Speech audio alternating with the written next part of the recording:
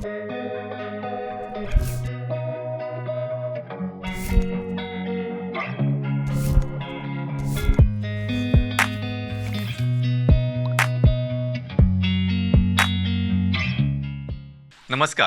Prudent मिडियाच्या hello दोतोर कार्यावळीन तुमकां सगळ्यांक मना काळजासान येवकार.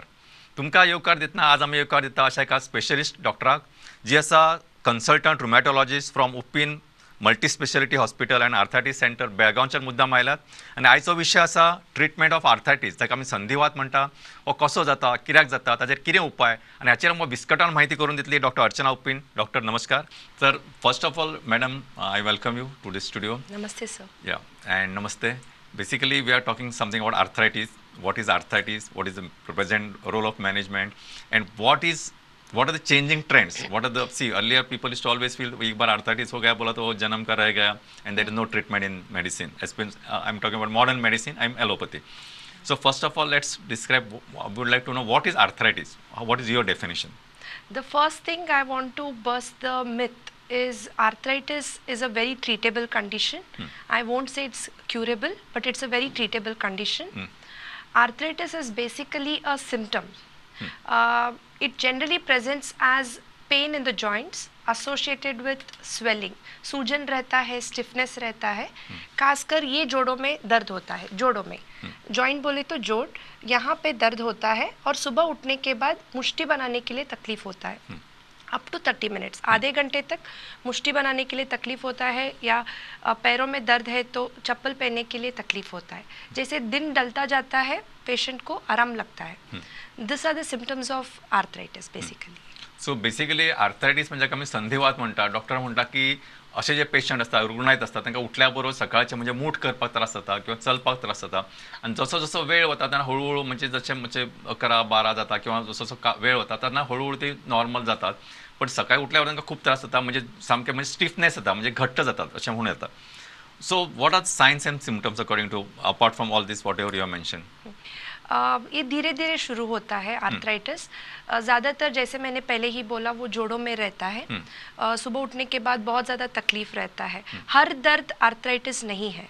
अगर जोड़ों में दर्द है वो आर्थराइटिस है, और अगर वो सुबह उठने के बाद स्टिफनेस है और जैसे दिन डलता जाता है आराम लगता है, वो आर्थराइटिस है. आर्थराइटिस जैसे मैंने बोला कि ये सिम्टम है. आर्थराइटिस खाली जॉइंट्स को अफेक्ट नहीं करता, बाकी बॉडी के बाकी पार्ट्स को भी अफेक्ट करता है. जैसे कि it can affect your hair. Patchy hair loss हो सकता है, पैच बालों का झड़ना रहता है. कभी कभार बटरफ्लाई रैश होता है, इधर चेहरे पर इधर रैश हो जाता है, जिसको ये लूपस का एक निशानी है. कभी कभार बिन कारण बुखार आता है. बुखार का ट्रीटमेंट बहुत बार टाइफॉइड है, ट्यूबरकुलोसिस है करके ट्रीटमेंट देते हैं, पर वो रहता है कोई कनेक्टिव टिश्यू डिसीज़ का लक्षण. कुछ पेशेंट लोग बार बार एबॉर्शन के हिस्ट्री के साथ भी आ सकते हैं. कुछ पेशेंट लोग खांसी के साथ आ सकते हैं, कुछ लोग दम के साथ आ सकते हैं. उनका सिम्टम्स अलग अलग रहता है. ये बेसिकली एक ही सिम्टम नहीं रहता, अलग अलग सिम्टम्स के साथ पेशेंट आ सकता है. So basically, what is the age group it is common? It can happen only in the elder age groups, or even youngsters can get affected with this? बहुत बार हमारे पास जब पेशेंट आते हैं तो बोलते हैं कि हम तो अभी हमारा उम्र अभी 20 है, हमको क्यों आर्थराइटिस है. Basically arthritis can affect any age group. It can affect as young as a 2-year-old kid to a 90-year-old man.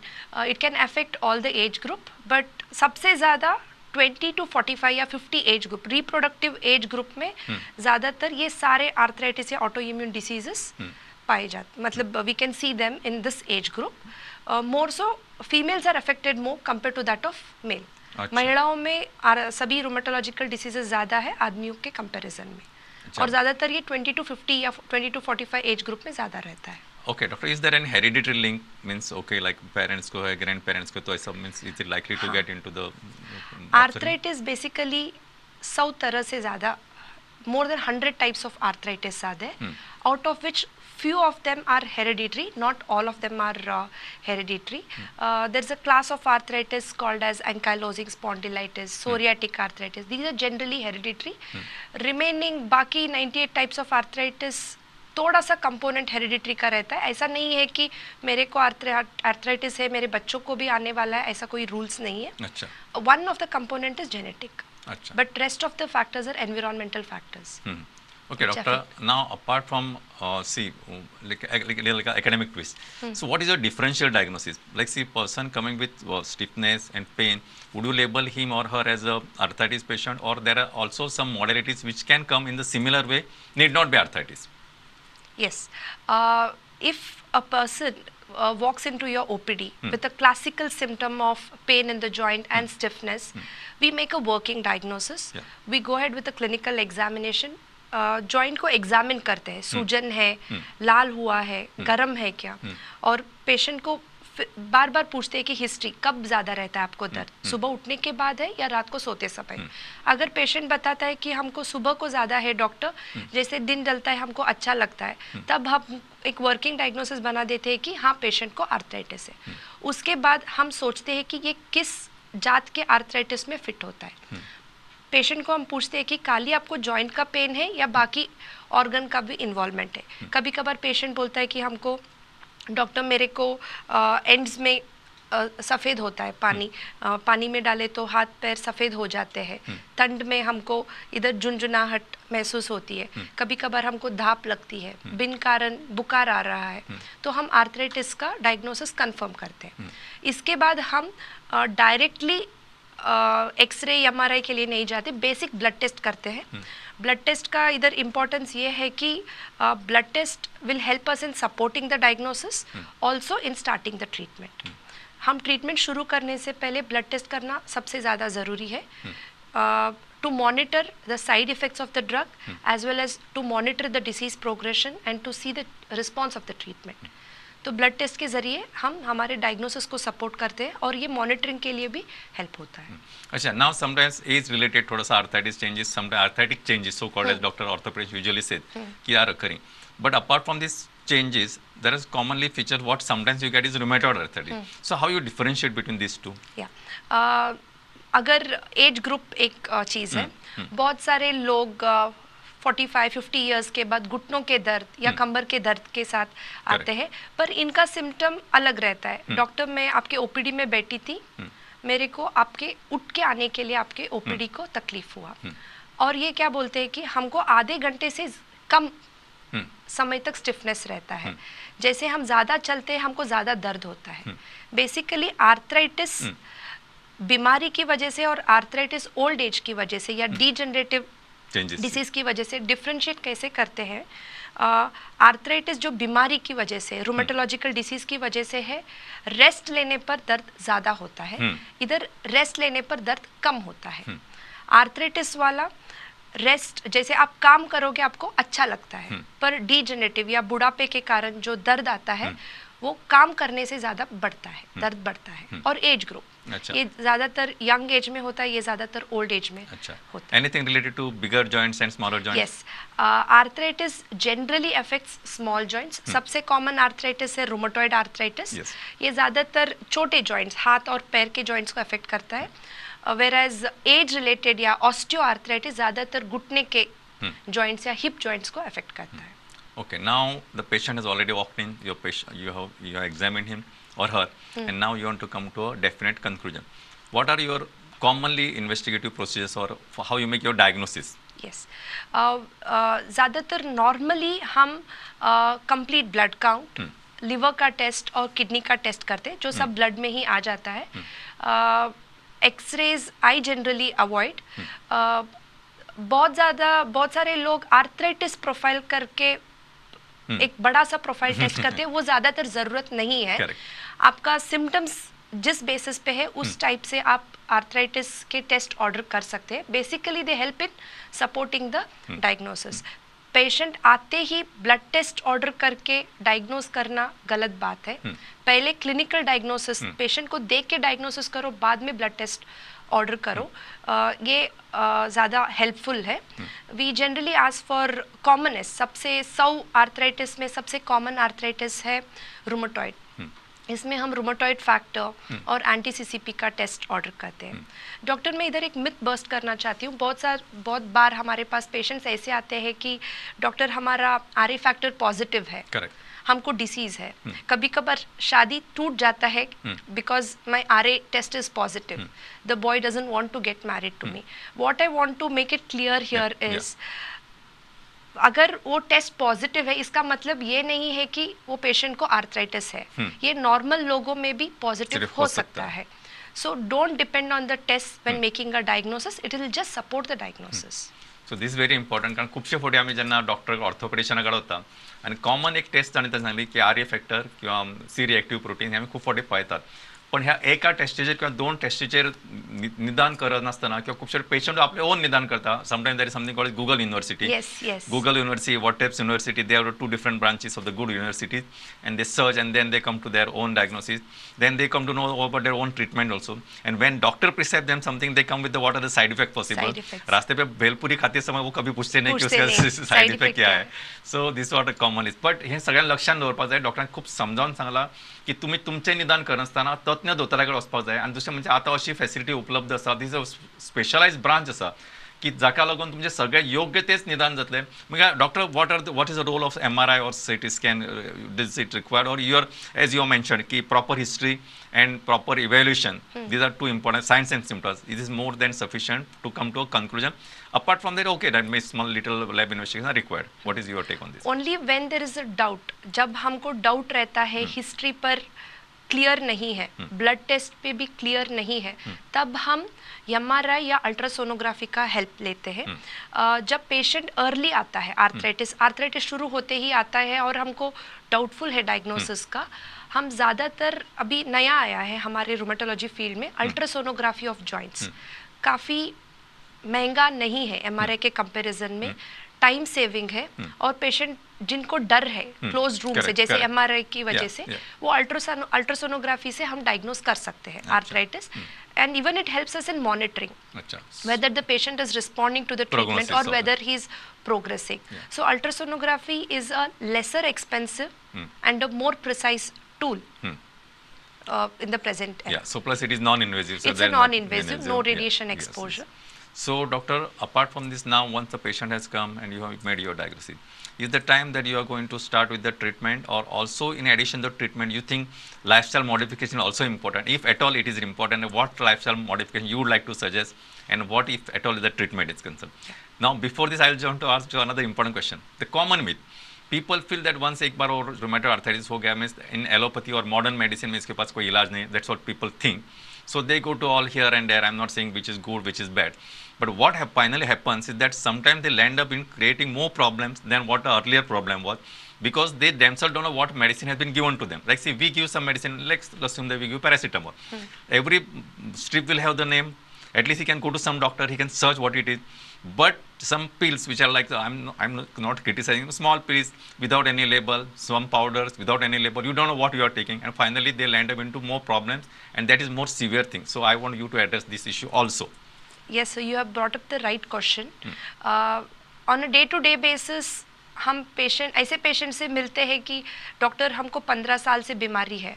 आप इतने साल तक कहाँ थे? जो हमारे बगल के गली में ही रहते हैं और पूछते हैं कि आप कहाँ थे इतने दिन.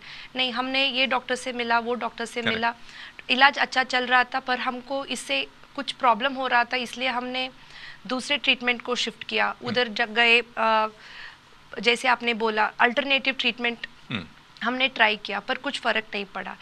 It is very sad when we see a very young patient walking into your OPD, not walking, coming on a wheelchair. Correct. So what I want to say through this forum is, as soon as the diagnosis made, जब diagnosis होता है, बिना डरे हुए आप treatment लेना ज़रूरी है.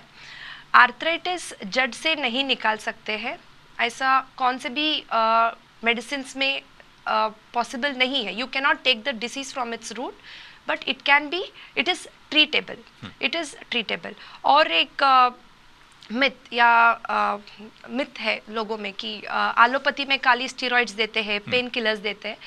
We do use steroids and pain killers, but only in the initial period, starting phase में हम यूज़ करते हैं. बेसिकली ट्रीटमेंट हम 2 भागों में डिवाइड करते हैं. एक दर्द मारने वाला दवाई, एक बीमारी मारने वाला दवाई। जब हम बीमारी को कंट्रोल करेंगे, दर्द मारने वाला दवाई का जरूरत नहीं पड़ेगा। दर्द मारने वाले दवाइयों में हमारे पास स्टेरॉइड है, पेन किलर है, इसका ज़रूरत सबसे कम रहता है जब हम बीमारी कम करने वाला दवाई को यूज़ करें। ये बीमारी कम करने वाला दवाई is we call it as DMARDs, disease modifying anti rheumatic drug. इसमें काफ़ी सारे दवाई है, इसको हम यूज़ करते हैं। जब बीमारी कंट्रोल हो जाएगा, अपने आप दर्द स्टेरॉइड या पेन किलर का ज़रूरत नहीं पड़ेगा, और उससे हमारा किडनी भी बचेगा, हार्ट भी बचेगा, ब्रेन भी बचेगा। When you are taking this medicine properly, डीमार्ट, तब रेगुलर मॉनिटरिंग का ज़रूरत है। ऐसा नहीं हो सकता कि हमने आज दवाई शुरू किया, पेशेंट 2 साल तक वही दवाई लेते रहे, ऐसा नहीं हो सकता। Regular follow up, regular monitoring is very much needed. Correct. One more thing, doctor, I want you to spell out this also, because often now you have mentioned, so the moment they hear the word steroid, they said there is no steroid, like something like chemo, tiger जैसा है ना, steroid बोला तो वो नहीं चाहिए। So first of all, they have to understand today's steroids, or what the steroids we are using, are not that type of very strong steroid that which is going to alter your full आपका biology बदल देगा, ऐसा नहीं।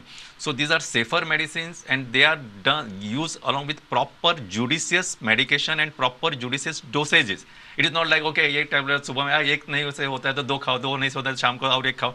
It's not that type of medicine, because often people feel that just a diabetes, एक गोली खाने से कम नहीं आता, वो बोलते हैं नहीं नहीं और 1 खाओ, नहीं नहीं वो तो कोई डॉक्टर देता है नहीं और 1 खाओ 3 बार, ऐसा कोई ट्रीटमेंट नहीं होता है। Specially when we are dealing with such a sensitive issue, it is used with proper judicious methodology. So this everybody should understand. म्हणजे समज खूप फावटी दिसता की आता पेन किलर घेतले किंवा स्टेरॉइड घेतले, म्हणजे कितें ते व्हडले जातले, पण अशें आयची वखदां आसा, there is lot of change between the things what we are used in past and today. So I think people should understand this, and they should go to proper doctor, as you have rightly said, to a proper person who is dealing, who is expert in this field, because I'm not saying who is good, who is bad, that everybody has to decide. But आज ही सगळे facility उपलब्ध आसा, आज एक क्षेत्र उपलब्ध आसा, it has open the newer dimensions, newer horizons in the management of patient. So म्हाका दिसता हो रुमॅटॉलॉजिस्ट आसा किंवा आर्थरायटिस कंसल्टंट आसा, he has a big role to play, he और she, because I mention you also. Okay doctor, one more thing, now once आपका एक बार हो गया, so then what are lifestyle modification you suggest? Lifestyle modification very important, सभी disease में important है. It's basically maintaining a healthy lifestyle. मैं ज़्यादा पेशेंट को ये बोलती हूँ कि 12 घंटे का रेस्ट दो. सभी डिसीज़ गट से शुरू होता है, तो 12 घंटा रेस्ट चाहिए अपने खाने के हिसाब से. तो मैं ज़्यादातर पेशेंट को ये बोलती हूँ कि लंच डिनर 7 बजे से पहले खाओ और नेक्स्ट खाना 7 बजे के बाद खाओ, सुबह का ब्रेकफास्ट. तो 12 घंटे का रेस्ट मिलता है. So somewhere this works as an anti-inflammatory for the patient. Processed foods avoid करो, healthy lifestyle maintain करो in the form of we generally prescribe. खाली वॉकिंग करने से काम नहीं चलेगा, वॉकिंग के साथ योगा भी इंक्लूड करो, स्ट्रेंथ ट्रेनिंग भी इंक्लूड करो. ज़्यादातर पोस्ट मेनोपॉजल लेडी और 40 एज ग्रुप के ज़्यादा वाले लेडीज़ को स्ट्रेंथ ट्रेनिंग भी इंक्लूड करना चाहिए. Not to underestimate the effect of sleep. Sleep is very very important. अच्छा नींद होना बहुत ज़्यादा ज़रूरी है. अगर अच्छा नींद नहीं होता, even it can be a pro-inflammatory thing for the patient. And not to forget about stress. Stress management is also of utmost importance, especially in cases like psoriatic arthritis. Psoriasis, जो स्किन का problem है, nail का problem है, hair का problem है और joint का problem है, इनमें स्ट्रेस बहुत इंपॉर्टेंट रोल प्ले करता है. So to keep stress at a lower level is also of utmost importance. Okay. Whatever, anything you would like to suggest in diet? Diet, avoid processed food. There is no specific diet. बहुत बार patient हमको पूछते हैं, doctor आलू नहीं खाने का क्या, बैंगन नहीं खाने का क्या.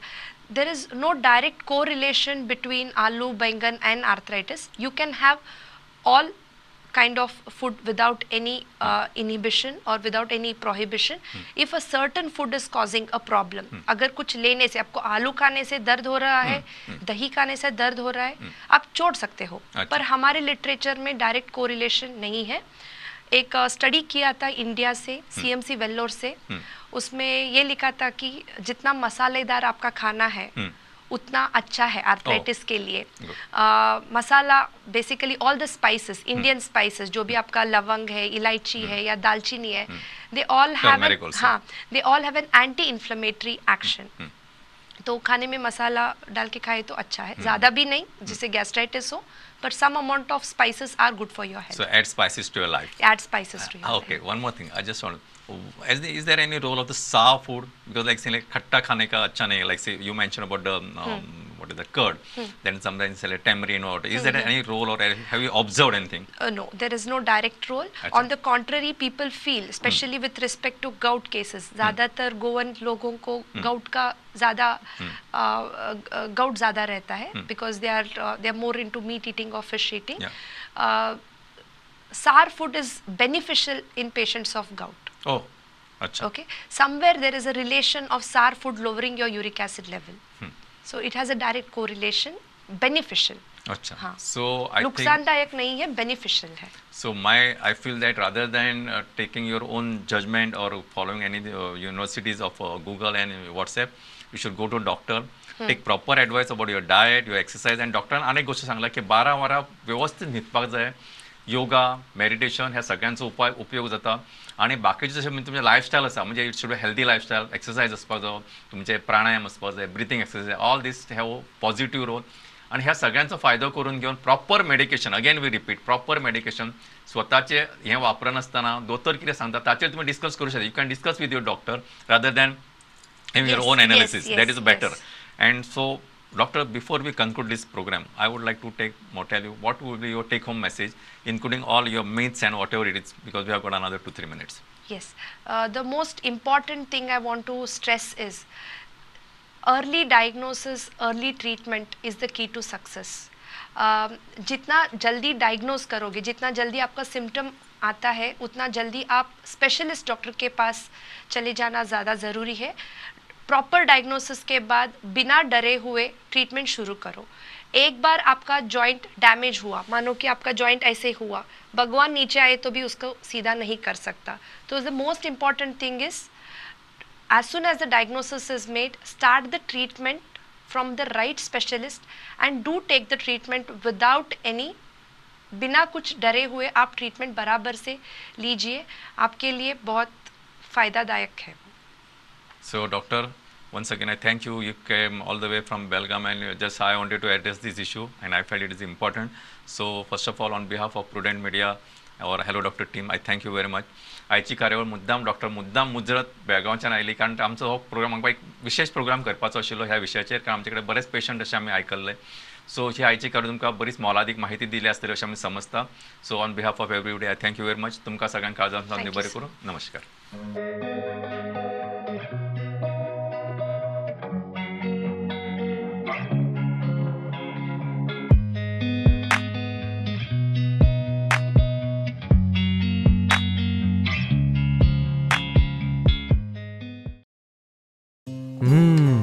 मॅडम, सुगंध तर इतलो बरो येता जाणा. थँक्यू. टिफिना वांगडा त्यो न्यूट्रिशनाच्यो गुडयो दिवपाक विसरूं नाका हा. आता तो न्यूट्रिशनाच्यो गुळयो विसर. कित्याक? का या तांदळातूच सगळे न्यूट्रिशन मेळटले. पंचामृता फोर्टिफाईड राईस, हातूंत iron, zinc, folic acid, vitamin A, B सारकेले 9 मिनरल्स आसात. तर हे झाले नाही निरोगी आणि सुवादीक. तर पुराय पौष्टिक आहारा खातीर पंचामृता फोर्टिफाईड राईस असल्यास पुरो. पुराय पोषणा खातीर पंचामृता फोर्टिफाईड राईस. घराघरांनी पंचामृता.